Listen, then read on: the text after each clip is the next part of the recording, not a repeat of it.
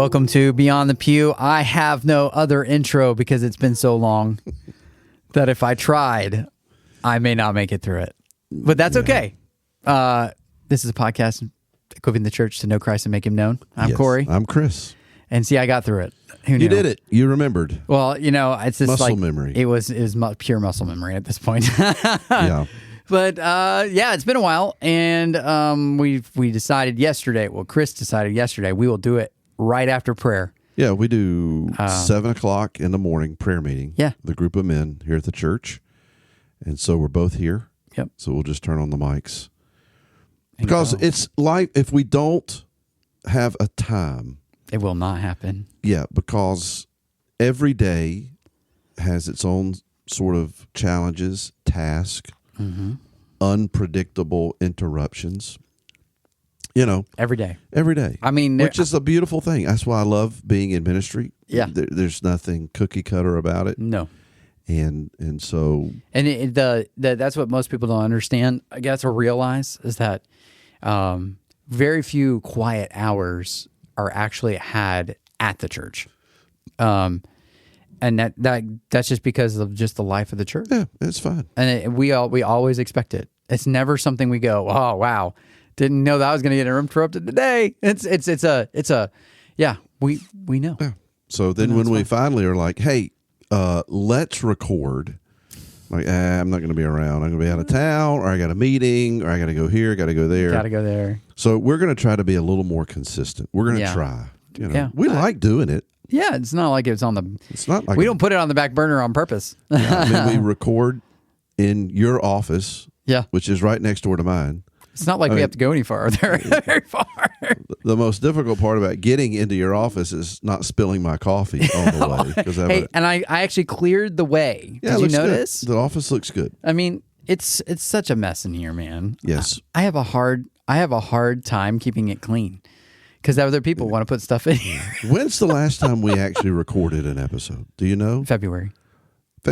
Well, it's just now. What's this, May? Yeah. We just missed a quarter. March, April. A full quarter. Not a big deal. We're back on it. We're good. Now. Yeah. We're good. And summer's going to be a little bit kind of up and down, but that's just because we'll be in multiple places. Yeah. You never know. You may get a Tuesday morning exclusive from the SBC, and I may put a mic on you while you're praying for that morning session. Please don't do that. Well, you wouldn't know anyway, would you? Please, I would. I'd find out. You'd find out later. Yeah. Oh no, we got so much coming up, and the life of the church here at Welcome, but also in the wider church. I mean, we have this summer we've got the SBC in Orlando and SBC Southern Baptist Convention annual meeting. Can't neglect to say what it is. Yeah, it's in Orlando, Florida this year. They move it around year to year. Do you like it in Orlando? No. Yeah. No, I don't like it in Orlando. I don't know if you guys have ever been to Orlando, but if you're a tourist, you expect it to be this way. Non-stop, stop and go traffic, especially along Celebration Boulevard. I mean, Universal. There's another way there that if you're trying to travel in Orlando during the day or around lunchtime or around dinner time, just don't. Here we are. They move it around the convention. They move it around year to year. We voluntarily affiliate. Yes. With like-minded churches. We are an independent, non-denominational church. Yeah. Because Southern Baptist Convention is not a church, it's a convention. It's a convention. You have the United Methodist Church, the Episcopal Church, the Moravian Church. Yep. You don't have the Southern Baptist Church in the sense that it's a denomination. It is denominational-like in some of its structures, but it is not technically a denomination. It's not top-down. Yeah. We are an independent, autonomous, non-denominational, local body of Christ. We don't voluntarily affiliates with the Southern Baptist Convention. We voluntarily associate with like-minded churches, and that association is tied together with two knots. Mm-hmm. One is our shared confession called the Baptist Faith and Message. Yep. And then our shared cooperation. We contribute to the cooperative program. We give towards mission causes together. So there's a business meeting in June, 2 days a year.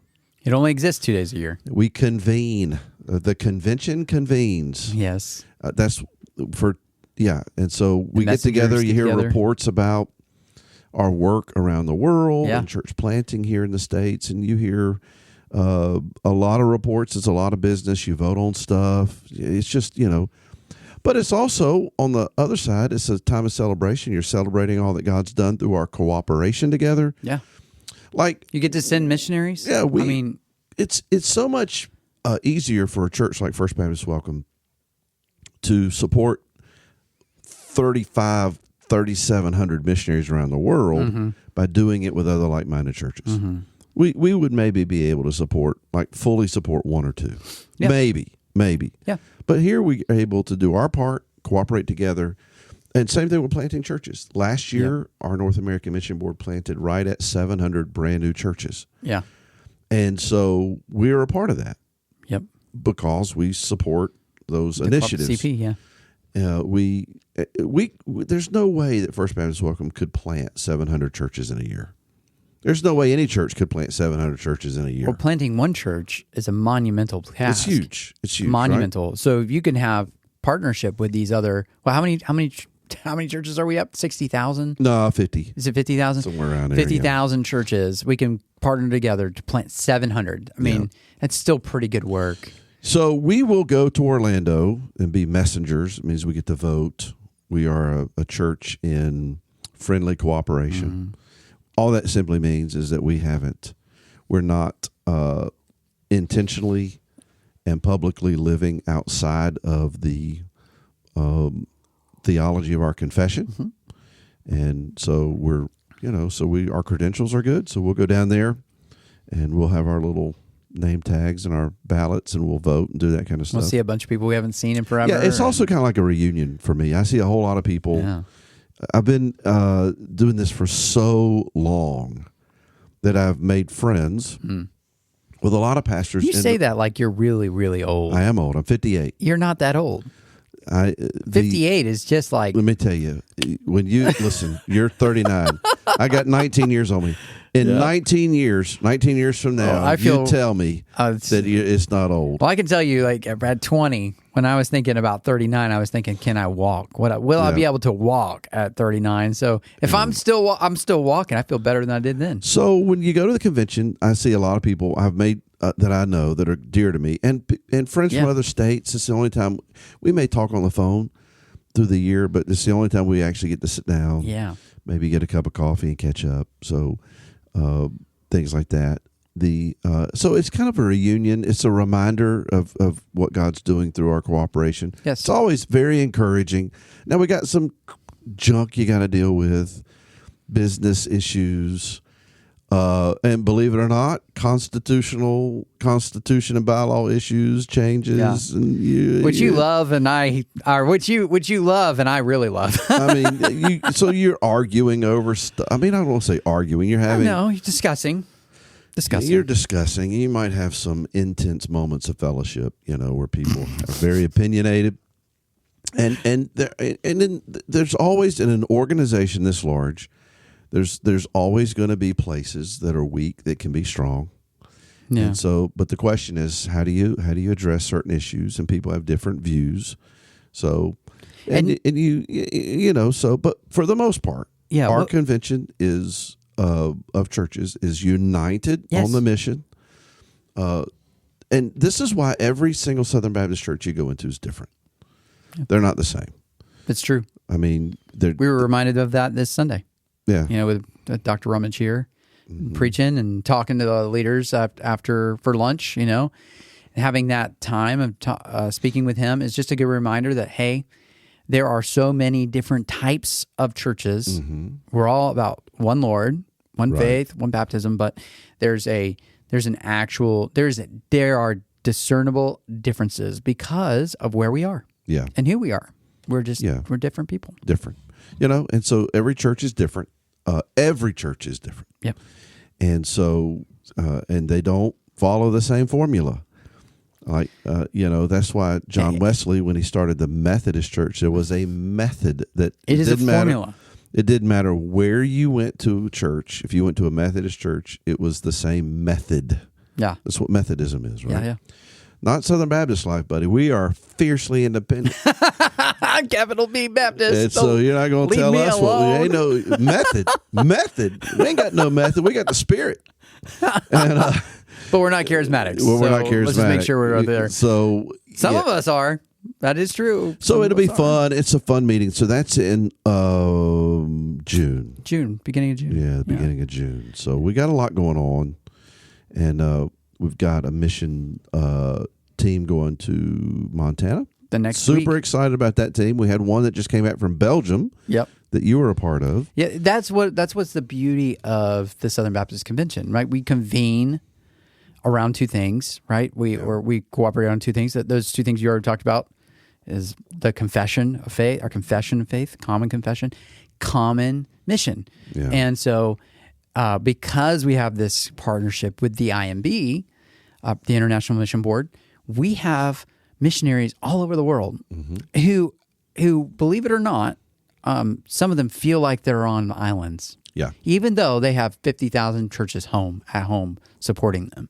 Yeah. Because of their work. Their work is hard.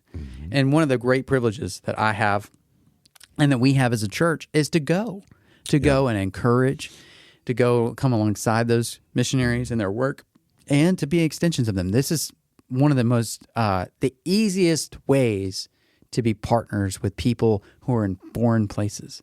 Every other organization has to make that happen. They have to go, they got to plant people in those places, or they got to go and they've got to find people who are in those places and cooperate together on their own. And a lot of times it doesn't happen because they don't have it built in. Yeah. And what's a huge blessing? Huge blessing. And we've been to 2 foreign countries in the past 6 months. And that's another thing. There's a Southern Baptist guy who's gone to pastor a church in Montana. Yeah. In Helena. And it's sort of a church plant kind of situation. And Montana is a pioneer state. There's not a lot of Christians in Montana. Yeah, which is really fun, a really fun proposition. And so this guy says, we do a sports camp every year, and we need some help. We got a whole bunch of guys here. That's right up their alley. So they're all heading to Montana to share Jesus with non-Christians that come to the sports camp to partner with this church. Now, we're leaving. We're coming back to welcome. But that guy's there. He's got a team there, and they're going to follow up. And so they're planting churches in Montana. We're going to go help them plant churches in Montana. Yeah, so those are great things we get to be a part of. Yeah, most people, if you go, and I encourage you to do this, if you go to sbc.net and you go look for churches, just go look at Southern Baptist churches. One thing you're going to notice is the map is red with those little way markers, pointers where there's churches. But as soon as you start going west, like just past the Midwest, you start hitting Montana, South Dakota, Utah, you start seeing green and brown. The red is so sparse. So that's a place where everybody's kind of focusing. Number one, the population is lower. That's part of why there aren't many Southern Baptist churches in those areas. But another is just they're not churched. Yeah. Utah's Mormons. Yeah. Predominantly. Idaho. Wyoming. Mormons. Pioneer states. Yes. Yeah. The gospel has got to get to those places. I mean, we have been charged with going. So there's a great, the church we're partnering with is they probably have maybe 200 on Sunday morning. That's huge for that space. It's one of the largest churches in Wyoming. That's huge. Montana. So, yeah. And so we're excited about this team. We're going to pray over this team in a couple of weeks as they go out. And then in the fall, another team hopefully going to Thailand. Yep. So, I'm super excited. And another team possibly going to New York. And another team at the same time. Yeah. So we have a partnership with a church planter in New York. Yeah. Tim, what's up?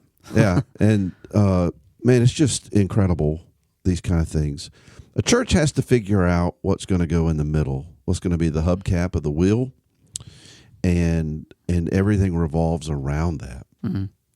And Jesus, now listen, Jesus is over all, right? Mm-hmm. And he's the center of it all. but he's given us a very clear mission, Yeah. and everything revolves around the mission. So we're constantly asking questions about ministries. Is this helping us make disciples? Is this helping us advance the gospel? Yeah. If it's not, then we want to evaluate it. Is this something we really need to be investing a lot of time and energy in? Yeah. Because Jesus, there's this We idea. only have a finite amount of time. Right. There's this idea that a pastor is to cast vision. Yeah. So I can't find that in the New Testament. It comes from leadership books that are secular, Right. not the other way. Yeah. But we are to cast someone's vision. Well, yes, Jesus has given us the mission, the vision. What we do as pastors is we promote the strategy. Yeah, strategize. Yeah. Everything's strategy. The mission is settled. The vision is settled. Yeah. We summarize the vision with these phrases that we exist to glorify God Yep. by making disciples who advance the gospel into all the world, right? Right. To our neighbors and to the nations. But if you notice, that's just Matthew 28. It's just Matthew 28. So everything else is strategy, Yeah. right? And so here's what will happen in a lot of churches. Well, what's your vision for the church? Well, let me respond to that with a question. Who are you discipling? Who are you going to with the good news? Yeah. No, that's not what I asked. What's our vision? What's our vision? Okay, let me respond to that with asking you two questions about the Lord's vision. Who are you discipling? Go as you are going, make disciples of all nations. Yeah. Baptizing them, in the name of the Father, Son, and the Holy Spirit, teaching them to observe all things, right? So you that's the vision. Yeah. That's the mission. No questions. And the strategy is how you accomplish it. So I'm super thankful for these trips that are going, these relationships that we have formed.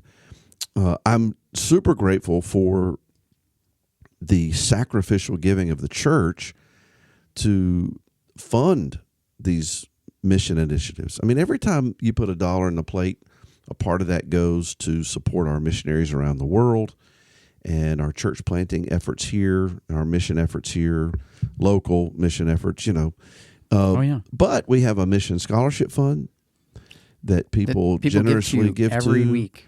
And it enables people to go on mission trips. So Yes. And then the other thing, too, that is exciting, when you go to the Southern Baptist Convention, is you get to see your friends, you do some business stuff, but there's always a part of the agenda where we are commissioning missionaries to the field. And they may be 40, 50, 60, 80. I don't know how many there'll be. And they stand up in front of the whole convention and they introduce themselves, but with just first names. This is Tom and Emily, and they're going to. We're members of such and such church, and this is a 60-second testimony or 30-second testimony, and we're going to Southeast Asia. Yeah. Now you'll have some that are behind a screen. You can only see a silhouette because they're going to really dangerous places. Yeah. And so we can sit in that room and we can argue over theological differences. We can argue over structural differences. We can argue over that kind of stuff. Yeah. I mean, somebody's going to stand up and argue, why does Lifeway sell this guy's books in their stores or whatever? They don't have stores anymore, but he's a heretic. We'll argue over that stuff. But then when we're sitting in that room, there'll be about 20,000 of us, 15 to 20,000 Southern Baptists sitting in that room. And we're commissioning missionaries. You can hear a pin drop. Everybody's listening. Yeah. It is the thing that we do. Yeah. And it is the most moving, and it's usually encouraging. And usually on Tuesday night. Yeah. Where everybody's at the convention, everybody's made it, everybody's checked in. Yeah. I mean, it is that was one of the most striking things about the last time we were there is that everybody is in the room. And nobody's gone. Yeah, nobody's gone. Everybody's standing room only in some cases. Yeah. And it is a reminder of why we cooperate. Yeah. To send people to the nations with good news. So that's the whole reason why they came together in Augusta. I didn't go to the convention last year because it was in Dallas. And listen, I've been going to this thing for so long, right? Yes. And I used to take my whole family. We'd make a little vacation out of it. We'd go to a city, take the kids, we'd play for a few days, go to the convention. It was fun. Nobody in my family wants to go now, right? So I didn't go last year. It was in Dallas, Texas, and I just was like, they have good barbecue in Dallas. That's true. But I mean, it's just. But it's Dallas, Texas in June. But you can watch it online. You can watch it live online. Yep. So here it is, Orlando. I knew you were going as a messenger, and then I decided I'm not. I don't need to go. It's Orlando. Until you got told you got to go.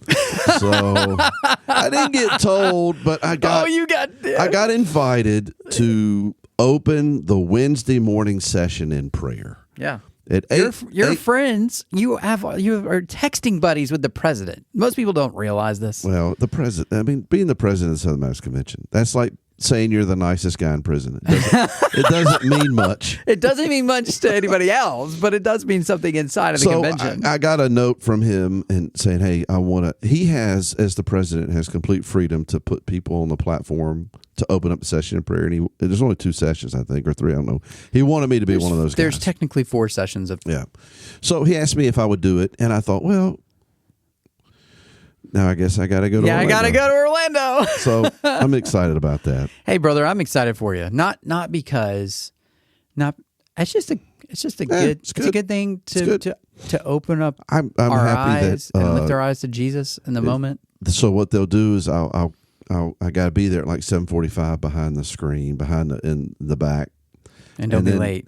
They told you. They said you have a certain number of minutes. I'm just going to pray. I'm not going to read nothing or write nothing. I'm just going to pray. Hey, Lord, it's a good day. We're happy to be in Orlando. Yeah, we need help. We need help, yeah. And that's pretty much it. I heard a prayer this morning, driving in from Tripoli, and Trip is a Christian rapper, but he's on one of my podcasts that I listen to, Room for Nuance, by the way, plug. And he opened up the prayer, just opened it up, Lord, we need you. Yeah. Thank you for helping us.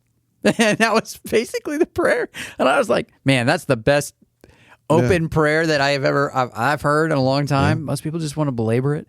It's not that hard. Yeah. So I'll do that, and I'll do the prayer thing, and it'll be an honor. But what I'm excited about is, it's all broadcast live and everything, but they'll have my name down there. With a tag on it. It'll say Chris Griggs. It'll say pastor, First Baptist Church of Welcome, North Carolina. What is this? I'm excited about that. I'm excited for people to know that. It should say home of Nick's famous hamburgers. That's right. So I'm super excited about that our church's name, not that, people know. It doesn't really matter if people know we're here or not, but I think it'll be good. It'll be fun. It's another place. It's like having a guy from Montana. Yeah. In a lot of ways. This is not an unchurched space, but it is a place that most people don't know exists. Yeah. You can say even Lexington, they're like, Kentucky? Exactly. They're not thinking North Carolina. Yeah. I was in a pastor's meeting on Friday, and we had to go around the room and introduce ourselves, and I knew a lot of the guys. And so I said, hey, Chris Griggs, and I'm at First Baptist Church of Welcome. And one guy turned and said, Welcome? Where's Welcome? I said, well, it's right down the road. And I said, hey, man, I just want you to know, Andrew, you are welcome in Welcome. In Welcome. Anytime, brother. So then there's that, and then there's also this other thing that I've found myself saying yes to. Well, the Lord has a way. He has a way of putting us in places that we didn't anticipate, but we'll be thankful for in the end. Well, so years ago, back in 2021. It's not that long ago, brother. It's only 5 years ago. I was a member of the nominating committee for the Southern Baptist Convention. You were the vice chair. I was vice chair of the nominating committee. So all that means is nothing, really. It's just more meetings. It's administration. Like basically what happens is that every state convention has 2 people that are asked to be nominators. So when there's a hole on a board, like a seminary board of trustees or whatever, and you have to have a certain number of people from different state conventions fill those holes. Yeah. And so the nominating committee fills the holes. Yeah. And there's rules. So I'll just give an example. We have a seminary in our state, Southeastern Seminary. Yep. And there's rules. And one of the rules is the 60-40 rule. So if you have 30 trustees, how many trustees you have? 60% can be pastors and 40% can be laymen. Or 60% can be laymen or 40% can be pastors. You can't have 61-39. You can't have it. It's got to be 60-40. So anyhow, and then they have different state representation. So for it, since the Southern Baptist, since Southeastern is in North Carolina, you have to have a certain number of trustees that live within 300 miles of the school. Oh. So they have to be able to get there in case there's an emergency. They got to vote on something. Vote on something. I don't, right? Whatever. So you can go Virginia. You can go, basically North South Carolina, Virginia, Georgia. Yeah, you do it. So anyway, when there's vacancies, like somebody fulfilled their term or they resigned or whatever, they got a hole. Yeah. These nominators then have to plug the holes, and they have to recommend to the whole convention who they're putting in these slots. Yeah. So you have the 6 seminaries, you have the 2 mission boards, IMB, North American Mission Board. You've got Lifeway. You have Lifeway. You have the ERLC. Yep, which is the Ethics and Religious Liberty Commission. You have Guidestone, which is our financial investment insurance arm. Yep. You have all these different things. You have the Executive Committee. Yeah. The Executive Committee is made up of 84 members, and they basically oversee the business of the convention in between meetings. Yeah, they are not the convention, but they are the representation of the convention while the convention is not convened. Right, exactly. That's confusing, but it's true. So I got a pastor friend here in North Carolina who called me. His name's Michael. Great guy. And Michael said, hey, I don't know if you know this. I'm on the nominations committee for the SBC. I know you were on it in 2021. Can you give me some advice? And I said, yeah. So I'm starting to talk to him. I'm just rapping with him, giving him some advice about some of the things that we felt we dealt with and things like that. And so, I'm just helping him out a little bit. And then he starts asking me this. He says, hey, now you've served in some places, right? I said, yeah, I was a trustee at Southeastern. For 10 years. That's a long time. For 10 years. I was. Are they 5-year terms? No, that Southeastern they were. I don't know what they are now, but so I'm just sharing with him some, and I've served in some different ways in the state and this, that, and the other, and whatever. So then at the very end, he says, well, hey, we've put a list of people together in North Carolina that we're thinking about nominating. You're on a list. I was like, hey, man. I'm on a list. I don't want to be on a list. I mean, take it off. Yeah. So he said, but here's the reason I'm telling you is because I want to know, if we were to ask you if you'd be willing to have a conversation, but if we didn't ask you, we're good friends. It wouldn't hurt our friendship. I said, brother, it would probably make our friendship better. If you did not ask me.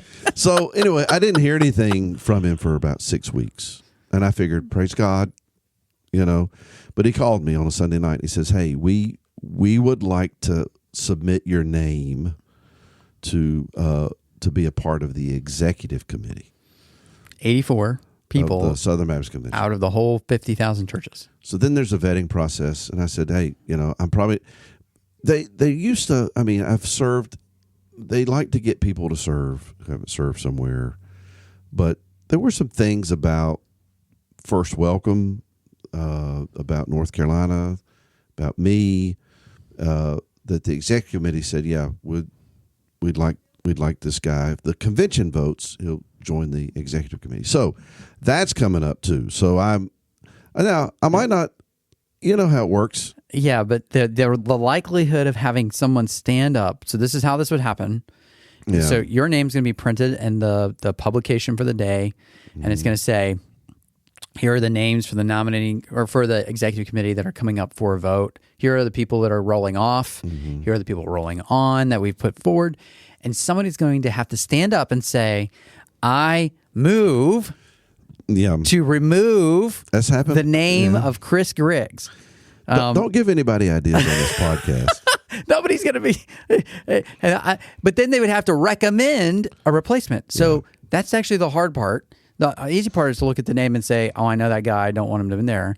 Yeah. But the hard part is finding someone to say yes to the dress. That's true. So I told them, I said, look, if I make it It's all very the rare. way, I'll do it. If I Yeah. make it all the way through, I'll do it. And so all that means really is that you got to go to a couple meetings a year. In Nashville. In Nashville. And listen, I've been to Nashville. I'm not a huge fan of Nashville itself, but I am a huge fan of They have Nashville hot chicken. Nashville hot chicken. Brother, Yeah. that is my favorite. Yeah, I'm a fan of that. When I find it, I cannot stop eating it. There's a restaurant there called the Pharmacy that has I've been to Pharmacy. great hamburger. Oh so, my gosh. So part of me, I'm like, okay, if I've got to go to Nashville a couple times a year, I have an architect friend that might be able to put you up. I can But have- you have the EC. They put you up. They don't So have to do that's that. coming up. I don't know why. Nobody at this point. Everybody has turned this thing off because they're like, Why are y'all this is talking? so boring. But the whole point is that being a part of this network, basically, Yeah. is a tremendous, incredible blessing for us as a local church. In so many ways. To be able to support work around the world. And we want to celebrate that. So you just got back from overseas Yes. with a good group. Yes. Belgium. And then we're going to pray over a group going to Montana here Yep. soon. And then another group hopefully going to New York, another group hopefully going to Thailand. So, man, praise God. Yeah, and that's what most people miss about the SBC. They look at the problem, they look at it, and they say, "Man, I don't like this. They're drifting, or they don't do the right thing by churches, or whatever." But the good definitely outweighs the bad. Yeah. I mean, just keep your eyes on the prize, guys. The Great Commission is so worth the time. And my friends in in Belgium told me not to say it this way, but the Grande Commission, because it means something different. But for us, it's I mean, you see God's hand all over the place. I mean, from South Asia to Europe, and seeing God work and change people's lives is so valuable to your own discipleship, because you can find yourself thinking, well, I'm alone in this. You can find yourself thinking, well, I can't see God working here. Yeah. But guess what? God is working everywhere. So let me tell you something about the Southern Baptist Convention, right? Yeah. Probably, I'm looking at some stats here, just shy of 47,000 cooperating churches. Okay. Just shy of that. So 46.9 something. 46,876. And think about how many that is. And the average church size is less than 60. So let me just tell you, 43% of those churches, 43%. Okay. So just over 20,000 of those churches average 50 or less in worship attendance. Yeah. By the way, not a failure. Not a failure. God's blessing. So when 43% of your network is 50 and below, Yep. that 43%, that means that's the normal size Yeah, that's very normal. for a Southern Baptist church. That's the normal size. Now, there's a lot of reasons for that. Well, sometimes they're in Montana. Sometimes they're in Montana. Sometimes they're in Wyoming. They're in Idaho. Sometimes they're That's in 40, upstate. 40 people is all you got. Sometimes they're in Maine. I mean, listen. Yeah, that's Vermont. Same way. It's just some really. Sometimes they're in Rural. California. Yeah. There's some really hard or Washington State, Yeah. Oregon. Way far away from Seattle. and so every size, every church matters. So we don't. Yeah. So you don't look at a church and say, "Boy, God's really blessing him because of the size." Yeah. No. And you don't necessarily look at a church and say, "Oh man, something's really wrong because you only got 50 people." What you do is you look at it and you say, "What is the mission? What's the strategy? What's the investment? Are disciples being made? Are missionaries being sent? Are leaders being raised up in that church to do the work of the ministry? Are people being sent out? I mean, what's the investment the church is making in the mission?" Yeah. Because I'll remind you that Paul planted, Apollos watered, but who gives the growth? The Lord does. Yeah. The Lord brings people. Mm-hmm. If if it's not, it has nothing to do with the church itself. Most of the time, it's God's blessed this church with being this church in this place at this time, and it could be in the middle of New York City and only be 30 people. Yeah, but that exactly right. But there might be 42 million, in the space. Yeah, a couple 100,000 in a block. But it's not about that. It's about God blessing His church. By building it up in a space in that place and time. Yeah, and it is not about those numbers. Yeah, so it's encouraging to get together with a bunch of believers from all over the United States. Do we have any idea how many of those churches actually don't have pastors? No, there's a ton. There's a ton that don't. The average age of a Southern Baptist pastor is 58. You are the average. I am the most average of average Southern Baptist pastors. Brother, that is not true. Yeah, it's very true. So only by your age. So this is a huge concern of mine. A huge concern is that we don't have young guys stepping out and saying, "Here I am, Lord, send me." Why do you think there's? Give me a few reasons why that is. Do you think? Okay. In your own experience. In my own experience. So you got some guys that are like, I feel called to ministry, and so they go to seminary. When they go to seminary, they move to the seminary. They get plugged into a local church there, and it's filled with seminary students. And there's a community, an energy. Yeah. There's a focus. And a lot of these are church plants.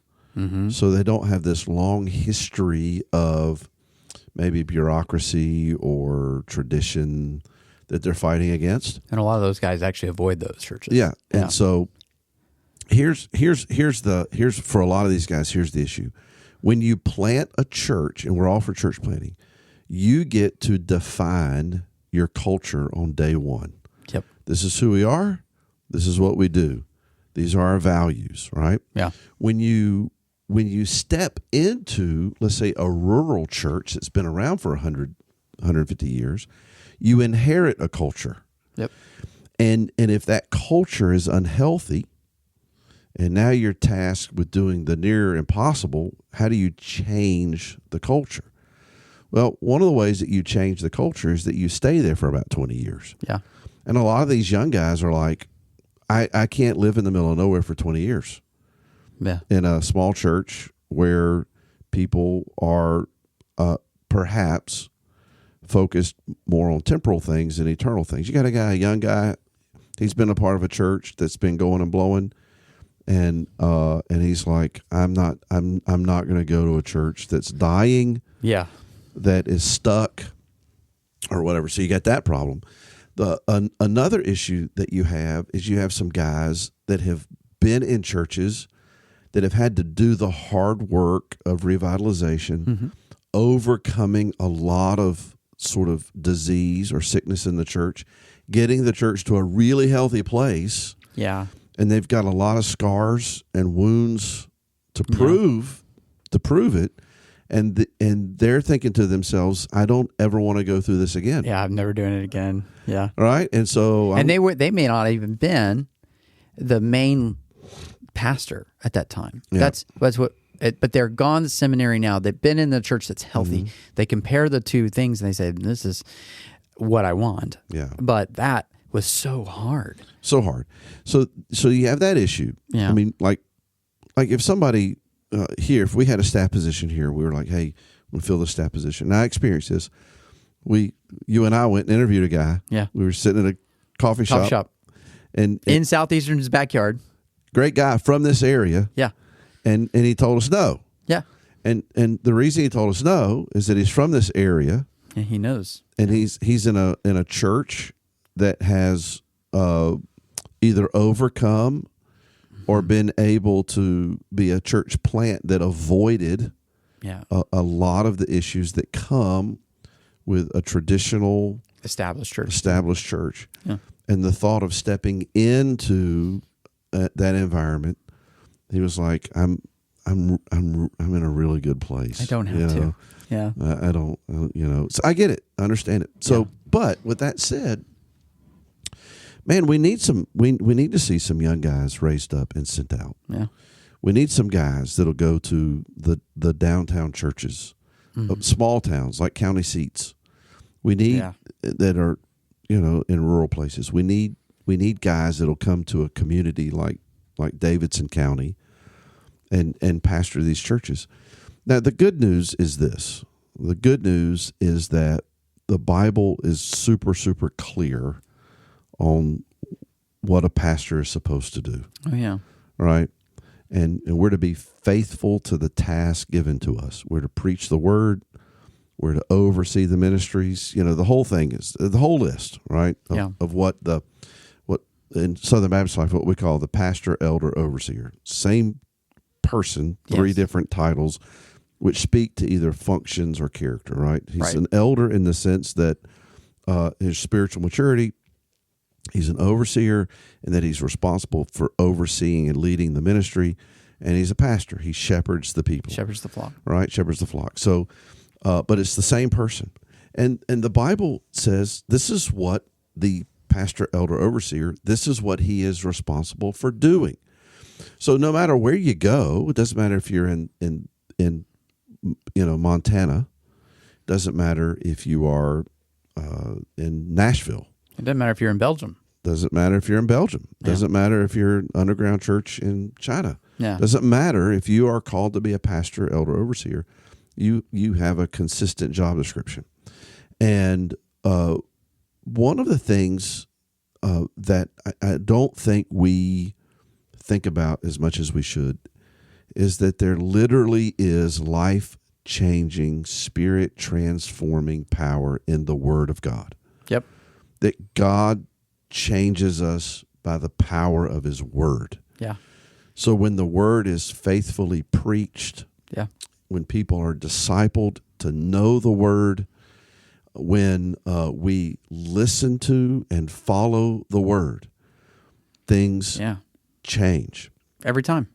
And the Spirit... It's almost like God blesses what He ordains. Yes. And the Spirit does that. Now, it might take 7, 8, 9 years of faithfully preaching the Word before that fruit begins to emerge. Yeah. It might take 6 months. Who knows? Yeah. But the idea that a lot of people have, they start with not with the Word, but what they think will work. Yeah. So you go from... We have another word for it, but... You go from the ministry of proclamation, right, Yeah. to pragmatism. Yeah. And pragmatism says... Practical application. What of things, will, what works, what gathers a crowd, and what works. And so, I think this is why the church, every church has got to say, wait a minute, we begin with the Word. The pastor is to preach the Word in season, out of season. Yeah. We're working through 1 Timothy. Yeah. And what they had done is they had taken the Word and they had twisted it and they had added myths and genealogies to it. And there's no power in that. The only thing that comes out of that is problems. Every time. And so he leaves Timothy there and he says, Timothy, you got to stay at this church at Ephesus. You got to straighten them out. And you have to start by confronting those who have twisted the Word. Here's what he's going to say in 2 Timothy 3. He's going to say, preach the Word in season, out of season. It is God-breathed. Yeah. And it's profitable, right? And he goes through the whole thing. And he just tells Timothy over and over again, preach the Word. Yeah. And so we start there. It's not the only thing we do, but we start there. But you made a good point, and what most young pastors are thinking about is, can I do that here? Yeah. Like, can I? And the Lord does some amazing things when you're just faithful in a place for a long time. And so the question is like, can I see myself being here? Can I see my family being here for, 20 years is short. Can I be here 40? Can I be here 30? Right. Until I retire. Am I willing to be faithful in that space, preaching the Word for that long? Because more than likely, and especially what we're finding as young pastors, is that churches have not had that kind of focused discipleship on who Christ is and what he wants and who he is for a long period of time. And so we're finding that, I've got to start at ground zero. Right. Not because I'm the new guy, but because that's where God's placed me. Yeah. Right. Even if I'm the old new guy, like we got to start there, and not think about all the problems, but what faithfully preaching the word in season and out of season for 30, 40, 20, 30, 40 years. Right. What it will do to a church. I mean, we have churches all over the place that have seen this. This is the one thing. They may not have small groups. They may not have Sunday school. They may not have any of that stuff. But the faithful preaching of the word has produced massive fruit in disciples. Sure. Made. Yeah. And you got these young guys coming out of seminary that are passionate about this. Yes. Sorry. No. And that's my world. They're passionate about preaching and teaching the word, making disciples. And they've just, sadly heard more horror stories than success stories. Yeah, every time, yeah. And they're thinking to themselves, that's... Do I want to go through that? I mean, that church over there has a reputation for chewing up and spitting out pastors. Yeah. Why do I think I'm going to be the one that it doesn't happen to, right? And then you're going to have, going to have, like, I'm in these pastor groups on Facebook. Yeah. Right. And this one guy goes on there and he says, hey, I want to ask you guys for some advice. I'm getting ready to interview for my first sort of lead pastor position in a church. Praise God, he's a young guy. And he's like, what questions do I need to ask the committee? Yeah. Because it's a two-way conversation, right? They're going to be asking. That's the thing. Committees are interviewing a pastor. Yeah. The pastor is actually interviewing you. So here's what I tell guys every time, okay? Here's the question that you need to ask. All right, here it is. And I set it up this way. Tell them, say, listen, pastors just do things. They come in and they see things got to be done, so they start doing things. And I said, what will your next pastor not do? Not do that will get him in the most trouble. All right, because he's going to do things. That's never the problem. What will he not do that'll get him in the most trouble? And so I've asked guys, ask that question. So then I follow up and say, what'd they say?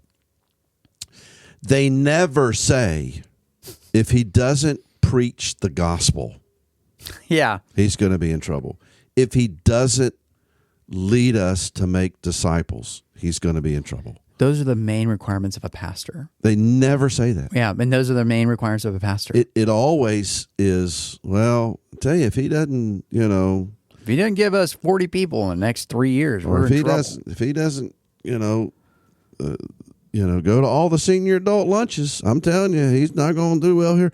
And I'm not saying that's a bad thing. I'm just saying that when you ask that question, what will he not do that'll get him in the most trouble? They're revealing to you what they want most. Their priorities. Yeah. Right. And so a lot of young guys have asked that question and said, now, what about preaching the word? What about sharing the gospel? What about making disciples? Well, I mean, yeah, sure. But listen, make sure that you don't, mess up our stuff. Yeah. Whatever this stuff is, right? I don't know. And so this is why a lot of young guys are like, man, I don't know. I mean, I'm in this church and things are going well, and I'm in a lot of seminary guys. Can I just be honest with you? A lot of seminary guys, they go to seminary, they get their degree, they have a job working third shift at UPS or FedEx, and they decide, and they're teaching a Sunday school class at their church, and they're leading a small group, and they're volunteering, and they decide they would rather work third shift at UPS and be a volunteer in a healthy, vibrant church that's focused on the mission than to walk into a church that they feel like they'll just be banging their head against the wall for a decade. And so they don't go. This is a problem. This is a real problem. And I'm trying to convince these young guys. It's a problem on both sides. It's a problem on both Yeah, sides.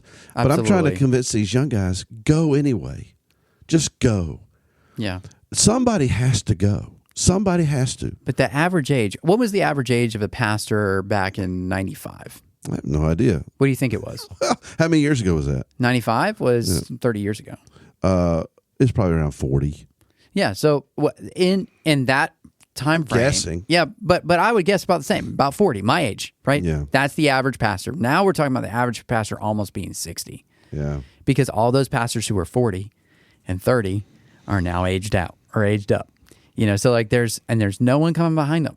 Yeah. Even though our seminaries are full, even though our seminaries are full. like it's not like they're hurting. It's not that they're educating people. 44 years old. 44 years old. So it's by 15 years it has grown. Yeah. And over that period of time, Yeah.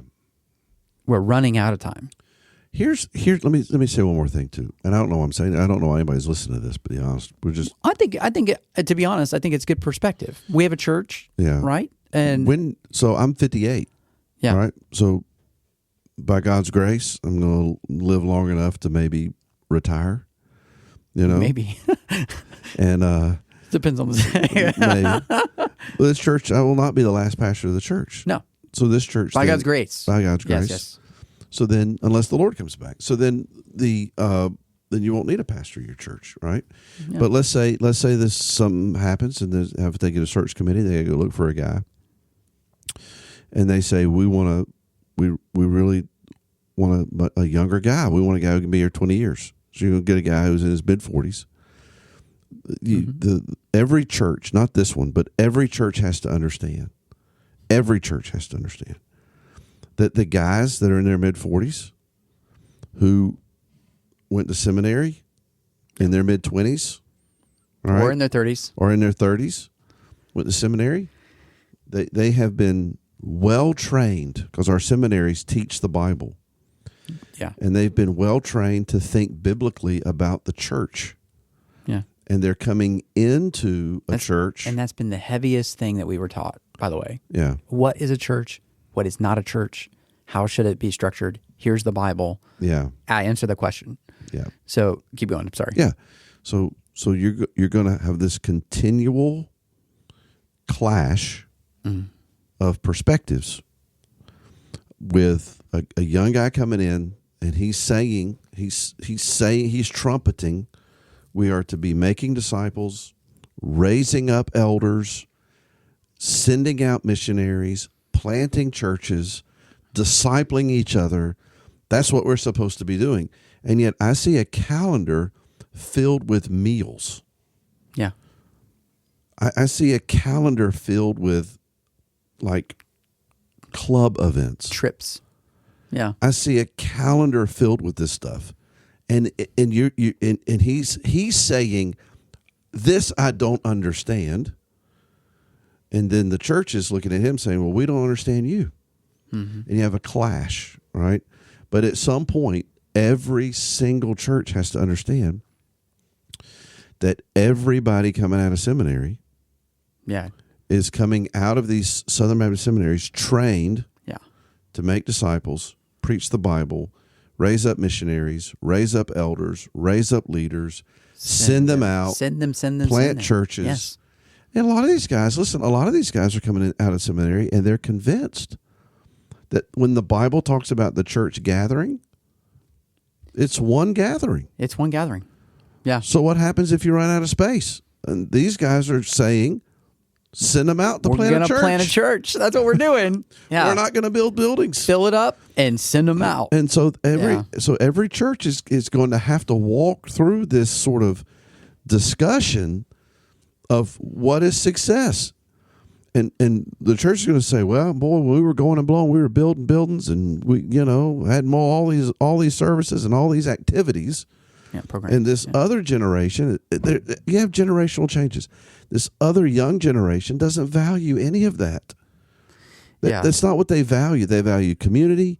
They value sending. They value making a significant investment in something they think is eternal, because everything in this world has changed so much. and they are passionate about being rooted in something that's been established, Yeah. and planting things that will last. Yeah, when we have refrigerators that only last us 4 to 6 years, that's a good analogy for everything in life, except for one thing, which is the eternal things that God has for us. Right. Godly community, discipleship, missions, seeing the gospel be planted and going and being brought forth by the local church to the people in that community and beyond. Right. That's what's eternal. That's why we get excited about those things. We also get very excited and aggravated at things that would hinder that process. Yeah. But that's part of growing up, especially right now as a young pastor, is that patience is more required right now than it ever has been. Yeah. Perseverance, you have to be committed Yeah. to seeing, especially as a lead pastor, being committed to preaching the word, seeing disciples made, and letting the dominoes fall. Yeah. Because the Lord only calls you to be faithful with a few things. Yeah. Yeah. So one of the things I'm super excited about, we were talking about this yesterday, is that by God's grace, there are some young men in our church Yeah. that, man, the Lord's doing a good work in their hearts. Showing some proclivity is my. And Sorry, you gotta look it up. And there's the question of calling is upon them. And getting there. They're wrestling with this idea: is God calling me to something? So we're going to gather these young men together. We're going to say, we'll find out. Let's find out. We're gonna do like a preaching lab and train some of these young guys Yes.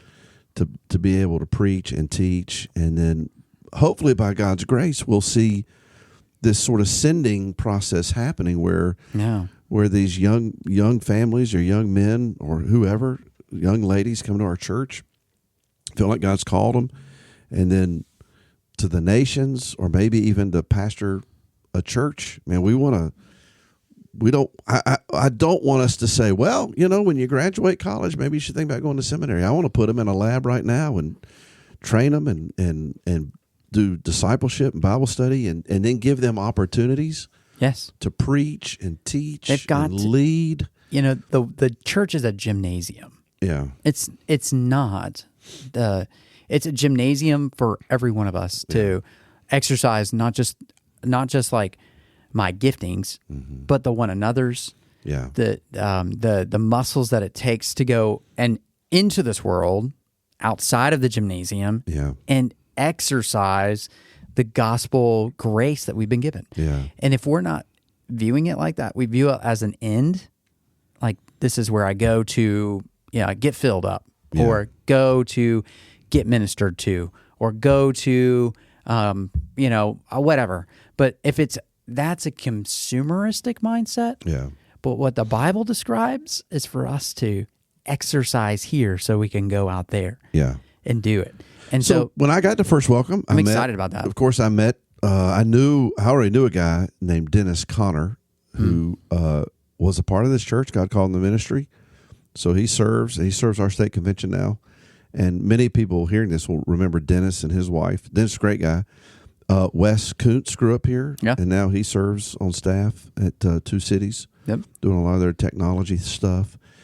Jonathan Goodman grew up here. Yep. And God called him to ministry, and he's serving in ministry, and praise God for that. We got Jason and Julie Mendenhall, who are in Thailand, serving in Thailand, and so, man, by God's grace, through the years, the church has seen some young folks called to ministry. They've nurtured that, encouraged that, prayed for them, and now the fruit of this ministry is beyond just the boundaries of welcome. Yeah. And man, I'm just praying now, man, Lord, do that some more. So let me ask you, as we wrap up, what are the ingredients for a church to do that? What are things that they have to have? And we'll put it in 3 categories: Yeah. heart, head, and hands. For a church? For a church. What are those things in their heart? One thing in the heart, one thing in their head, one thing in their hands. What do they got to do? Well, in their head, they have to know the word and be convinced of what the word says about the church and what fruit looks like. Yeah. Right. They got to be able to see it. They got to be able to recognize it. The heart, right, has to desire and love the idea. The heart is the seat of affections. Yeah. Has to love Christ with all their heart and believe that when Christ said, ask, right? Like the fields are white unto harvest. Yeah. What do you ask the Lord to send them. Yeah. Right? That's his heart, and that we rejoice when people in our fellowship are sent out. Yeah. And then what was the other one? The will? Yeah, the hands. The hands. So you already hit both, head, heart. And then the hands this is the work that we do. The work from the oldest saint, right? God's kept you on this earth. Yeah. It's been here forever. You haven't done. You're not Right. done. Your mission, you might be retired from your job. Listen, let me tell you, I was a high school kid. I was probably in 11th grade, 10th or 11th grade. And we'd gone to camp, and then we always had this camp testimony Share night, service, you know. I got up and shared a testimony about something. And this guy, Sam Beck, came up to me afterwards, after the service, and he said, God's gifted you. I think God's called you to speak. You're a good speaker. You need to consider this. First time ever that somebody came up to me, he was an older guy, and said that to me. I've never forgotten it. God used that to give me the confidence to sort of step out and then share with my pastor. I think I've been wrestling with this call. And so, listen, when you're in the sanctuary, you got all these young people in there. Yeah. Maybe notice something about them. Their character, their personality, the way they're wired. And maybe as an older saint, go up to that younger saint and say, I think God can use you. Yeah. You have some leadership skills. You have some organizational skills. I really believe God wants to use you in his work. And that's it. Instead of being negative, like. Yeah, seeing everything you don't like. Yeah. I mean, it's the same thing when I was talking about with my pastor friends who are like SBC, blah, blah, blah. It's just going. It's like, but they're not looking at all the good that outweighs some of that other nonsense. Yeah. Look at the good that the Lord is doing. So I want to rejoice and be glad. So the church, talking about the hands, we need to call out the called. Yeah. We need to believe that God's called some people here to go to the nations, to go into ministry, and to change the world. Yeah. And so part of the hands is doing the work of discipleship. So every Sunday school class, every RA class, every GA class, every youth meeting, everything, every camp, that you have to see this as the hands doing the work of discipleship, and that the fruit of that discipleship would be godly dads, godly moms, godly parents, godly businessmen, godly lawyers, godly doctors, godly whatever. People that love Jesus, but also godly pastors, godly missionaries. Yeah. I mean, that's how God has worked the entire history of the church. I mean, what would it be? What would it be if this Sunday morning, as Christians drove to their church, and some of these Christians are the senior saints, the seasoned saints, is as they're driving to their church, they thought to themselves, someone in this room right now, God may be dealing with their heart. I don't know who they are. Yeah. But I want to be an encouragement to them. And so I'm just going to start going up to young people and saying, man, I'm so glad you're here. I believe God can use you. Yeah. And just doing that. Or maybe just pouring into them, maybe volunteering for Vacation Bible School.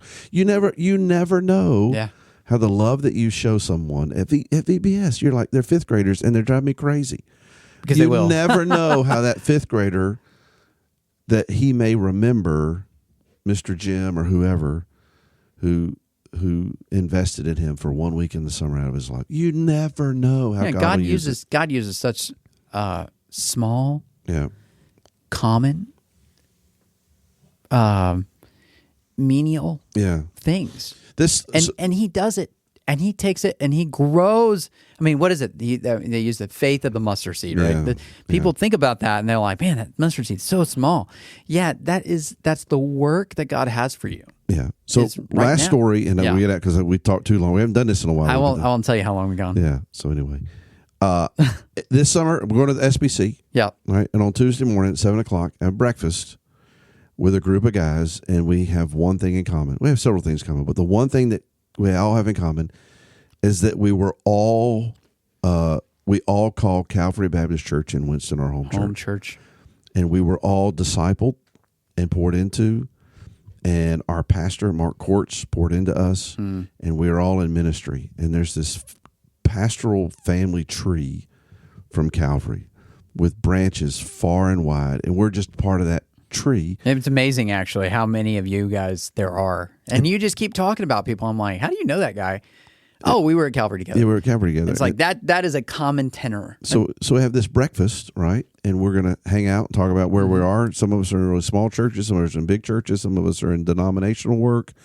Or we're not denomination, but you know. Yeah, we're not a church. Like, yeah, we're in Baptist work, whatever. And we'll get together and talk. And this, we do it every year. And, dude, man, I would love for 15, 20 years from now, people gathering at the Southern Baptist Convention, and the only thing they have in common, one thing they have in common, is they all came out of Welcome, First Baptist Church of Welcome. Yeah. What amazing. Well, I mean, just the prospect. Yeah. Anyway, all right, that's enough. Yeah. We've talked a lot, and none of it was actually planned. So there you go. That's what happens when we don't have a topic. That's right. But that'll be all for today. We want to invite you, if you are not attending Wednesday nights, let me tell you, there are some really great things happening, and there's some really good teaching happening. I'm not just tooting Pastor Chris's horn. I'm just saying there are things that are fundamental to our discipleship as a church. Yeah. That I want to invite you to, so you can wrestle with us. Yeah. Wrestle with the word with us. But other than that, I'm Corey. I'm Chris. And we'll talk to you later.